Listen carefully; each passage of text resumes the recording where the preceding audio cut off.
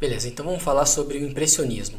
O impressionismo ele é um dos movimentos mais importantes que a gente vai ver aqui no curso, e ele é um movimento artístico que, mesmo quem tem pouco contato com história da arte, acaba tendo algum contato com o impressionismo, seja pela influência que o impressionismo teve nos movimentos que vieram depois, como também na questão estética, na forma como o artista ele manipula a cor, que é bastante influente até hoje, a estética impressionista, né? Algumas pessoas confundem o impressionismo com pintura espatulada, mas a realidade é que o impressionista ele tem uma pouca um pouco preciosismo em relação à descrição da forma e mais em relação a como usar a cor e como usar a cor para descrever a natureza da iluminação da cena que está sendo desenhada, que está sendo pintada.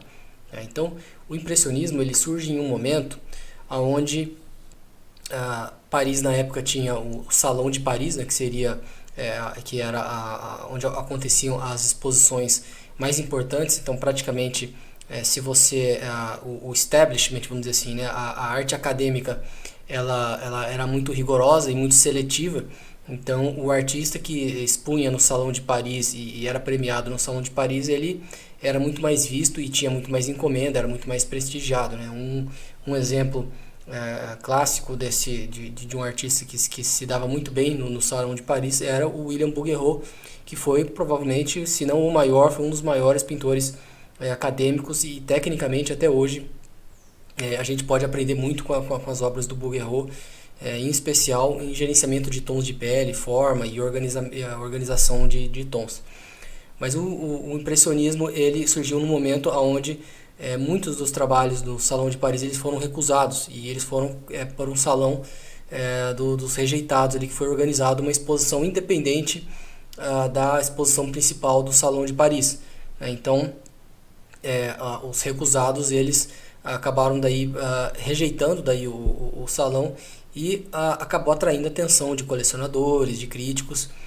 E apesar dos impressionistas eles não forem muito bem recebidos pela crítica no primeiro momento, ele acabou caindo aos poucos, caindo no gosto de colecionadores e do público em geral, né? Então, a partir daí, 1860 e pouco, você começa a ter exposições independentes, e esse tipo de estética, de manuseio, de forma de descrever as cenas, as pessoas e tudo, ganhando tração cada vez mais.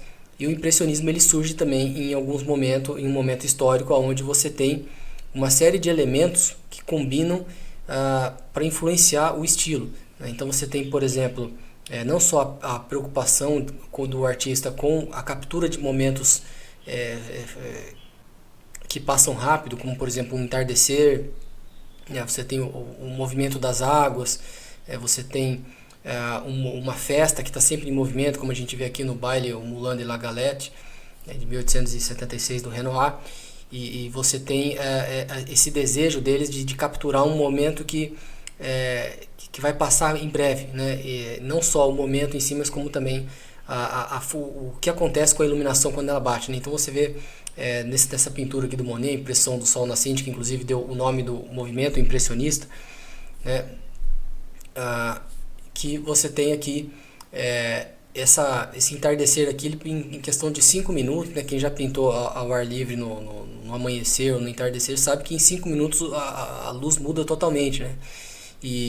Então você vê que o Monet aqui ele tenta capturar esse momento aqui onde acho que isso aqui é no Porto de La Havre, e você vê que a atmosfera aqui impede de ver muitos detalhes aqui no barco e tudo, mas ele quis capturar esse momento aqui, e ver como ele coloca aqui a questão das cores aqui, né? Como que a transição bem sutil aqui de tons para dar esse efeito aqui atmosférico, né? Então, ao mesmo tempo também a gente tem nessa época a invenção da tinta em tubo, né? Se a gente pensar em como que era na Renascença, onde a gente tem o aprendiz moendo o pigmento, aqui a gente tem os tubos que facilita com que o pintor ele vá ao ar livre e pinte e capture esses momentos que são bastante passageiros.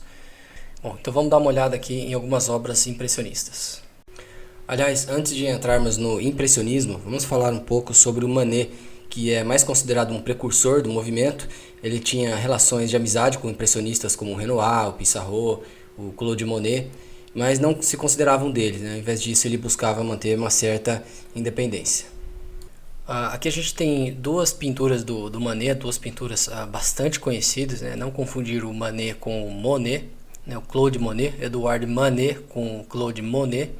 A gente tem aqui o Almoço na Relva, de 1863. Essa pintura aqui, ela é considerada um dos principais, se não a principal pintura precursora da arte moderna, pela forma como ela desafia aqui as tradições, né? Você vê que ele coloca, visualmente ele puxa a estética renascentista aqui, uma estética mais clássica, mas ao mesmo tempo, em termos de tema, ele desafia totalmente aqui, colocando essa mulher nua aqui no meio dos dois rapazes vestidos, o que causou muita estranheza na época, né? E o que fez com que essa obra ela fosse recusada no Salão de Paris, né? E fosse para o Salão dos Rejeitados, criado pelo Napoleão III. E você vê como que a perspectiva aqui ela é um pouco quebrada, né? Você vê que as figuras aqui elas estão em primeiro plano, mas ele tem bastante contraste aqui nessas regiões aqui em volta aqui das figuras, né? Então você vê que o que faz com que esses contrastes eles empurrem a figura nua mais para frente ainda, né? Salta mais aos olhos do que seria normalmente se tivesse um valor tonal aqui mais próximo, né? Entre as áreas mais claras e as áreas mais escuras.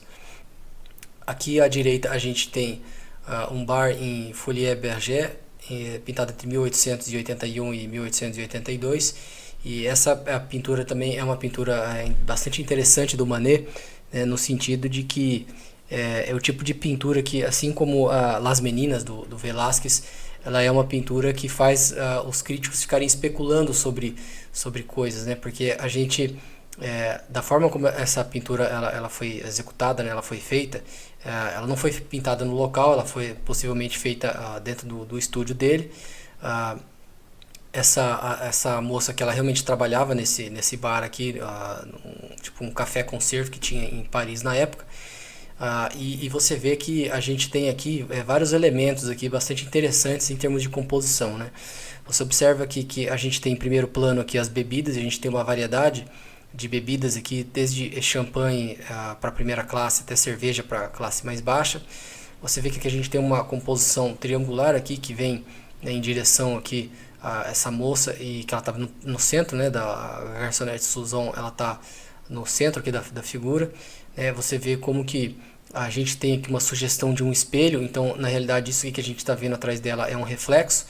Você vê que aqui seria a moldura do espelho aqui atrás e aqui o reflexo de todo esse espelho. Tem bastante coisa acontecendo aqui, descrito aqui com pinceladas bem curtas. E aqui a gente tem o reflexo que seria dela conversando com um cavalheiro aqui. Mas ao mesmo tempo, esse reflexo que ele não deveria estar aqui se esse espelho ele está reto aqui nessa direção, né? Então são várias coisas que ficam se especulando sobre essa pintura.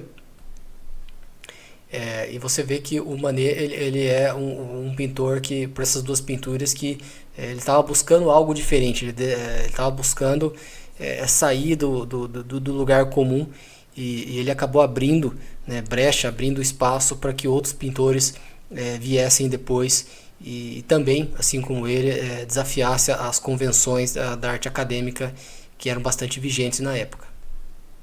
Beleza, então a gente tem aqui algumas obras do Degas, o Degas famoso por ser o pintor das bailarinas. Então a gente tem aqui, eu quero que vocês observem como que o Degas ele trabalha com algumas composições pouco usuais, principalmente quando a gente compara com movimentos anteriores. Você vê como que a visão dele aqui é bem diferente de uma composição tradicional, daquelas onde você tem várias figuras, tudo muito, muito bem balanceado. Você tem uma perspectiva que enquadra tudo de uma forma bem mais ordenada, né? Aqui você vê que essas figuras aqui, ó, elas estão no canto, né, concentradas aqui no canto, que a gente tem um espaço maior para como que aqui ele trabalha esse fundo, a forma como ele trabalha a cor, que você percebe como que ele usa aqui o pastel nesse fundo aqui, que ele é um pouco mais frio. Você vê como que você tem uma estética aqui muito diferente do romantismo, do que vem antes. Você para como ele coloca as cores aqui próximas uma das outras e causa aquela sensação da mistura ótica, né? Você vê como isso aqui é bem característico desse tipo da arte impressionista. Aqui a gente tem umas pinturas da Mary Cassatt, que a gente tem um autorretrato dela, e observa aqui como que as marcas de pincelada elas são bastante são pouco contidas aqui, né? Você vê como que a intenção dela é deixar as marcas aparentes, e ao contrário de um autorretrato, sei lá, vamos dizer um barroco ou um neoclássico, você não vê uma definição tão grande até mesmo nas feições do rosto, né? Você vê como que a coisa que ela fica muito mais gestual. E aqui nessa obra do meio aqui, Lídia apoiando em seus braços no camarote 1879, você observa também que a característica de não descrever nos mínimos detalhes com muita definição está presente, mas observa como que ela é criativa aqui no uso de cores para descrever os tons de pele. Repara como que aqui a gente tem verde, a gente tem azul, e a mistura ótica é um traço tão marcante no impressionismo que você vê que praticamente tudo que você olha do impressionismo existe a mistura ótica em maior ou menor grau. E aqui, isso que provavelmente acho que é um pastel, e você vê aqui bastante verde, amarelo, bastante azul, né, colocados em proporções diferentes. Você vê que aqui a proporção é diferente daqui, né, mas pode ser que seja até o mesmo pastel que ela usou aqui, né, até para dar uma unidade maior aqui. Mas você vê que você tem azuis, roxos aqui, você tem vermelho, você vê muita cor misturada, e quando você olha essa tela de longe, né, essa obra de longe, o nosso cérebro acaba fazendo essa mistura de cores aqui e dá uma percepção diferente do que se a gente estivesse olhando bem de perto as cores isoladas. E aqui nessa pintura aqui da direita, você observa como que a gente tem também bastante pinceladas sem procurar definir muito. Você vê que é lógico que as figuras aqui elas estão bem definidas e tudo, mas uma coisa também interessante do impressionismo é que se começa a usar cores com pigmentos mais indo no espectro aqui do violeta, né? Então você vê como que essa cor aqui ela integra dentro da paisagem aqui. Se você puxar e rever as aulas anteriores, você vai ver que a cor violeta você não acha antes desse período, né? É uma característica. Inclusive, eu creio que o Sorolla comentou alguma coisa sobre o violeta, que uma das maiores contribuições do impressionismo foi justamente a incorporação dessa cor aqui nas pinturas. Então aqui a gente tem duas pinturas do Monet. Do Monet eu vou mostrar mais algumas, dado a importância dele no movimento. Então a gente começa aqui com Pressão no Sol Nascente, que deu origem ao movimento, pintado em 1872. Aqui essa pintura aqui também, lembrando que o impressionista ele não tem, ele busca retratar a realidade como ela é, mas sem a pegada de crítica social que o realismo mesmo tem. Mas você observa como que o Monet, essa parte da água, assim, esse reflexo que está sempre mudando, é um tema que o Monet ele gosta, né? Ele gosta de retratar, e é um tema que ele possivelmente achava desafiador. E nessa fase que observa como que ele ainda usa bastante contraste aqui e busca trazer uma carga de realismo maior, mas você vê que as pinceladas aqui, o gestual, né, a despreocupação com o detalhamento da forma, ele já está presente aqui, né? Tanto é que você vê que as pessoas aqui, você vê basicamente marcas de pincelada e manchas, você não vê muita definição aqui, né? Se a gente pegasse uma pintura barroca, provavelmente a gente teria muito mais detalhe aqui do que a gente tem nessa pintura aqui do Monet. Aqui a gente tem o campo das papoulas, né? Você vê também, quando a gente vê, você não vê muita definição aqui na parte da grama, você vê como que ele trabalha aqui essas cores, né? O ar livre, o interesse em capturar o momento, onde a gente tem um céu bastante claro aqui, uma iluminação difusa, né? Você vê o interesse em capturar as figuras aqui com essa qualidade de luz. E como que essa pintura aqui ela é diferente dessa. Você vê como que esse vestido aqui é um vestido branco, mas como que esse branco aqui está capturando o azul, né, o overcast aqui do céu, né, que ele está rebatendo, né, essa luz aqui, porque o branco ele não absorve cor nenhuma, ele rebate todas, né? Então como a gente tem uma profusão maior aqui de azul, esse branco aqui ele acaba ficando azul. Então essa pintura aqui, ela explica bem o interesse do impressionista em retratar as cores, como elas se aparentam ali, dado aquela condição de luminosidade. Então o impressionista pintando uma cena como essa aqui, ele não vai buscar retratar um pôr do sol, que por exemplo ele vai tentar capturar a iluminação como ela se apresenta aqui, né? Se essa pintura acontecesse no pôr do sol, o Monet ele ia fazer o possível para capturar o máximo de amarelo e avermelhado que a situação ali ia se apresentar. E também observa como que ele usa aqui bastante cores vizinhas, aqui é uma mistura de cor ótica aqui na grama, e dá essa sensação, né, essa vibração toda que a gente percebe aqui, aliado também com as marcas de pincelada. Aqui a gente tem as catedrais de Rouen, que o Monet pintou em meados aí de 1890, e essas 4 pinturas que eu escolhi especialmente para ilustrar o conceito do interesse do impressionista, do Monet em especial, em capturar o mesmo objeto, a mesma cena, em fases diferentes do dia, para capturar a iluminação dessas fases diferentes do dia. Então você observa aqui que aqui ele pega, eu não lembro agora se esse aqui é um entardecer ou amanhecer, mas você vê como que as cores que ele usa aqui são totalmente diferentes dessa daqui, as condições de luminosidade. A gente olha essas 4 pinturas, a gente percebe claramente que existe uma diferença da condição de luminosidade de cada uma delas, né? Então você observa que o interesse dele aqui não está em descrever a forma, apesar dessa aqui ser uma catedral gótica. Você vê que o interesse dele não é em descrever os detalhes da arquitetura gótica, que o interesse dele é em capturar de uma forma bem geral como que a iluminação bate na fachada e a percepção dele dessa iluminação, né? E não os detalhes, a forma em si. Tanto é que em alguns casos, se você olhar assim de perto, parece até uma pintura abstrata.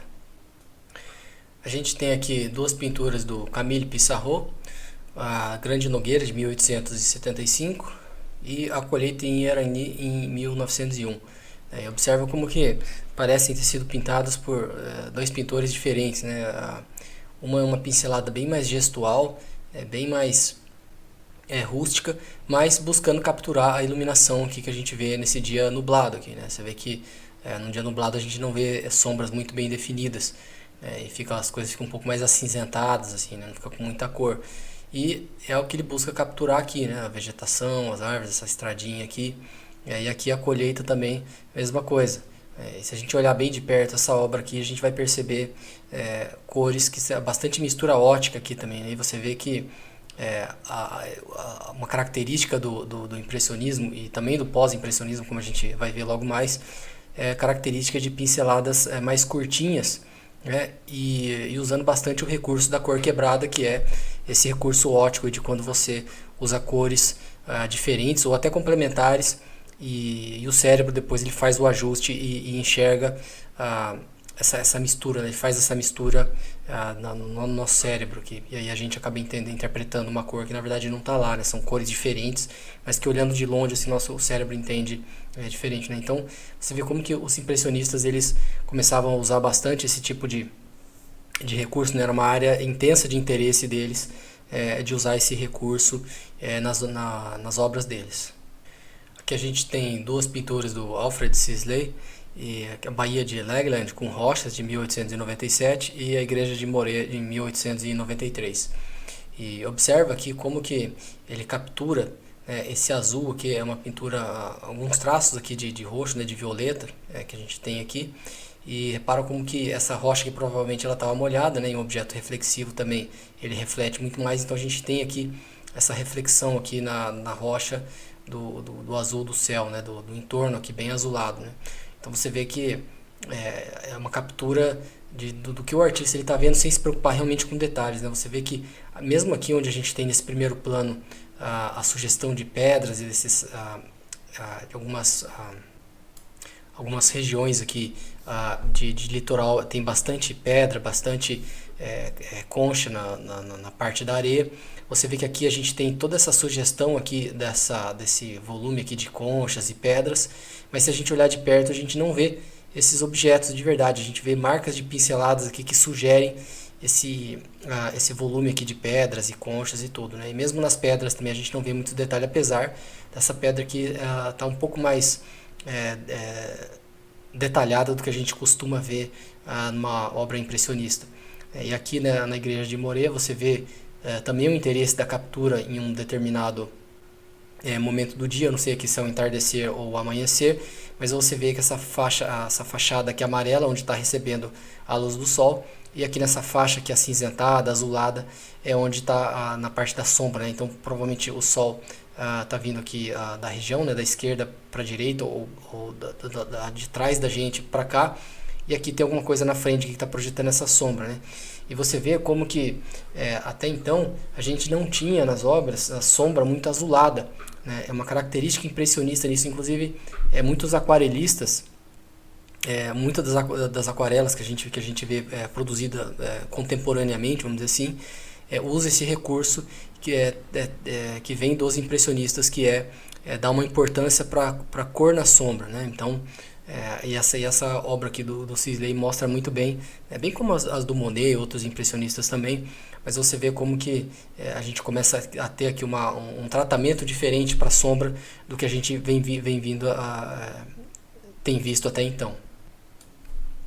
Então a gente tem aqui duas pinturas do Renoir, o Almoço dos Barqueiros, pintado entre 1880 e 1881, e o Baile Moulin de la Galette, de 1876. E você vê que o Renoir ele é um pintor um pouco diferente assim, em termos de estética, quando a gente compara alguns que a gente pode ver que estão com as pinceladas um pouco mais soltas, mas você vê que as características do impressionismo, de buscar capturar momentos efêmeros, captura da iluminação, como ela se apresenta. Observa aqui as sombras azuladas, olha, esse tipo de coisa que os movimentos artísticos anteriores não buscavam.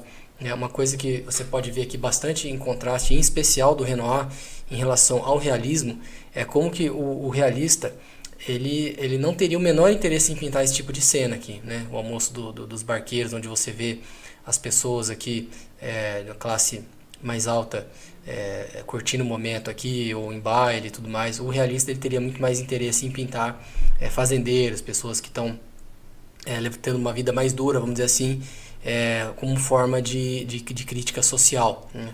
O interessante do Renoir também, e o Renoir é um dos pintores que eu mais tive a oportunidade de ver obra ao vivo, né? Não só no Museu d'Orsay, como também veio uma exposição do Renoir no MASP, uns anos atrás, acho que umas décadas atrás, e teve o pavilhão debaixo do MASP, tinha bastante obras, acho que umas 60 obras do Renoir por aí, e é curioso quando você olha uma obra do Renoir pessoalmente, e eu acho que isso vale também para muitos dos impressionistas, que você tem a oportunidade de olhar de perto, você vê essa questão da mistura ótica, e realmente você olhar uma obra de perto, ela faz muito mais justiça do que você olhar através de uma tela, ou olhar, porque o nosso olho ele percebe as cores de uma forma diferente, no sentido de que a gente está vendo cor-luz aqui emitindo nos nossos olhos, e olhando pessoalmente a gente vê a cor, o que o pigmento está deixando você enxergar, né? Porque a luz bate no pigmento e rebate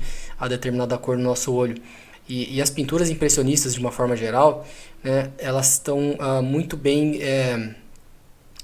preservadas, né, ao contrário de muitas pinturas renascentistas ou pinturas barrocas que passaram por vários séculos sem ter o devido cuidado de restaurador. Então, como as obras impressionistas elas têm um espaço curto, né, porque 150 anos não é tanta coisa, e a gente adentrando aí no século XXI, a gente já começa a ter uma série de recursos para restauradores, e não só para restaurar obras antigas, como também para preservar as que ali estão.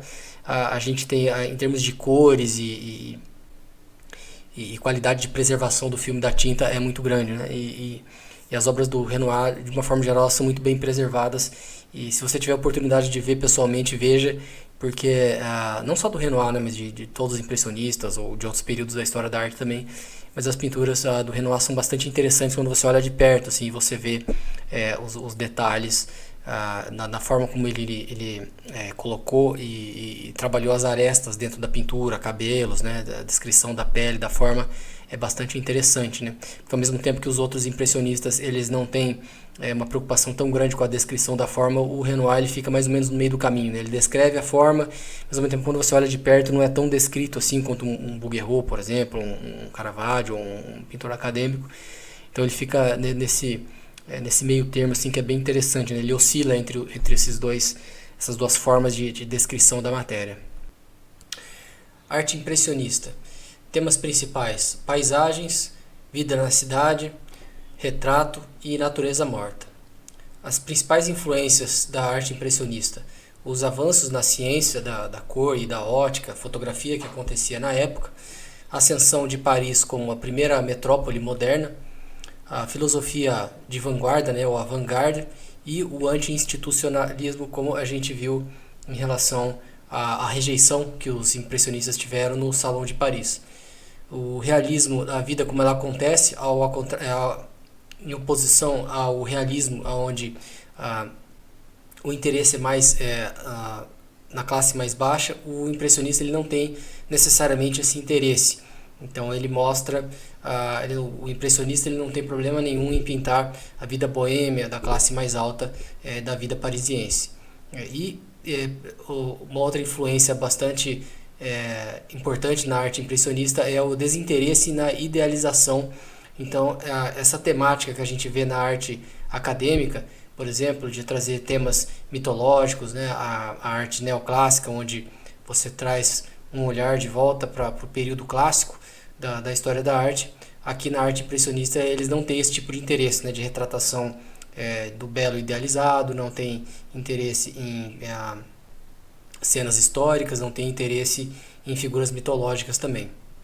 Características visuais, então, cores mais claras, principalmente quando a gente compara com movimentos anteriores, como o romantismo, o barroco, onde a gente vê um contraste muito maior entre claro e escuro, né, e tons mais terras, mais escuros. A mistura ótica, pinceladas soltas e curtas. A mistura ótica, a forma como é disposta as pinceladas com pigmentos mais ou menos puros e causa uma sensação de mistura, né, no nosso olho. Quando a gente coloca, por exemplo, pinceladas vermelhas do lado de amarelo, a gente percebe essa mistura que acaba acontecendo no nosso cérebro de enxergar uma cor laranja ali. E a característica visual naturalista, com acabamento com mais textura, né? Se você pega e olha, por exemplo, uma pintura renascentista ou acadêmica ou neoclássica, você vê um acabamento muito mais liso, enquanto que na arte impressionista a gente vê uma camada de tinta muito mais grossa, com mais textura, mais impasto. É uma coisa bem característica, principalmente nas obras do Monet. Impacto artístico: elevação do en plein air, ou seja, pintura ao ar livre, né? Lembrando que nessa época foi desenvolvido os tubos em tinta, e então ficou muito mais fácil de você levar o material para pintar ao ar livre, né? Isso junto com o interesse do impressionista de capturar a iluminação natural como ela acontece ali em momentos do dia. A gente tem a pintura ao ar livre sendo mais valorizada aqui nesse movimento. Aqui a gente tem também a elevação da estética esboçada, né, com pinceladas mais soltas. A gente vê principalmente nas pinturas do Monet, do Renoir, onde você vê que a preocupação com a forma em alguns momentos ela não é tão grande quanto a cor. Aqui a gente tem o afastamento também da arte politicamente ativa, no caso do realismo, né, que se propõe a mostrar as condições de trabalhadores, que buscam uma crítica social. A gente tem aqui um desinteresse por clareza na forma, ou seja, a clareza, ao contrário de uma pintura neoclássica, por exemplo, que preza pela forma, pelos detalhes, pela descrição correta de uniformes, no caso dos uniformes de romanos, né, e tudo.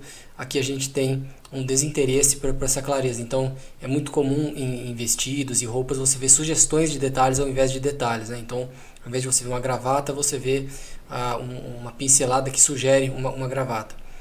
Foco na visão e na experiência sensorial. Então isso se junta aqui com a captura do momento fugaz, né, que a percepção do impressionista sobre a cor é muito mais importante do que muitas vezes o que ele está pintando, né? Retratar aquilo. Então você vê claramente as pinturas que foram pintadas em um mesmo momento, em vários momentos do dia, mas com o mesmo tema. Você muitas vezes você vê que a descrição da forma ali, ela não é tão importante quanto a captura da cor que está incidindo ali sobre o objeto, né? Você vê bastante isso nas catedrais de Rouen, por exemplo, nos montes de feno que o Monet pintava também. Você vê que a gente tem de uma forma bem simplificada a forma do objeto que está sendo pintado, mas a ênfase na cor ela é muito maior. Mídias, a gente tem aqui pintura a óleo, escultura, mas também, assim como o movimento barroco, a arte impressionista ela também se estendeu para a música, né, e outras formas de expressão.